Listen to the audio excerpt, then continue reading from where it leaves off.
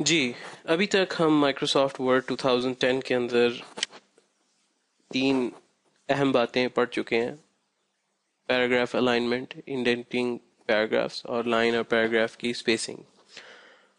اب ہم paragraph formatting میں پڑھیں گے کہ اگر ہم کسی پیراگراف کی فارمیٹنگ کو کاپی کرنا چاہیں تو اس کا کیا طریقہ ہے۔ سب سے پہلے ہمیں اس پیراگراف کو سلیکٹ کرنا پڑے گا جس کی فارمیٹنگ ہم کاپی کر کے کسی اور پیراگراف میں ڈالنا چاہتے ہیں۔ تو فرض کریں میں اس پیراگراف کی فارمیٹنگ کو کاپی کرنا چاہتا ہوں، تو میں اس کو سلیکٹ کر لوں گا۔ سلیکٹ کرنے کے بعد میں اپنے ماؤس کو فارمیٹ پینٹر پر لے کر جاؤں گا۔ یہ ہم پچھلے ایک سبق میں پڑھ چکے ہیں۔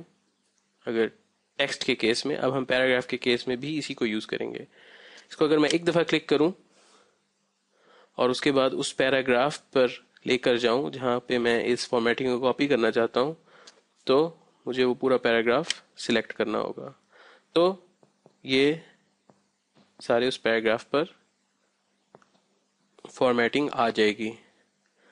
اگر میں مختلف پیراگرافز کے اندر اس کو کرنا چاہتا ہوں یا ایک سے زائد پیراگراف کے اندر کرنا چاہتا ہوں، تو اس کے لیے پھر اسی طرح مجھے اس پیراگراف کو سلیکٹ کرنا ہوگا جس کی فارمیٹنگ میں چاہتا ہوں کاپی کروں، اور فارمیٹ پینٹر کو 2 دفعہ کلک کرنا پڑے گا۔ جب میں نے 2 دفعہ کلک کیا تو آپ دیکھیں گے کہ یہ آن ہی رہے گا جب تک میں اس کو ڈسیبل نہیں کروں گا خود۔ تو میں اس کو اپلائی کرتا ہوں یہاں پر، اور اسی طرح میں آگے بھی اپلائی کر سکتا ہوں کسی اور جگہ۔ اور اگر میں اس کو ڈسیبل کرنا چاہوں تو اس کو ایک دفعہ کلک کر لوں گا تو یہ ڈسیبل ہو جائے گا۔ تو یہ ہے طریقہ مائکروسافٹ ورڈ 2010 کے اندر پیراگراف کی فارمیٹنگ کو کاپی کرنے کا۔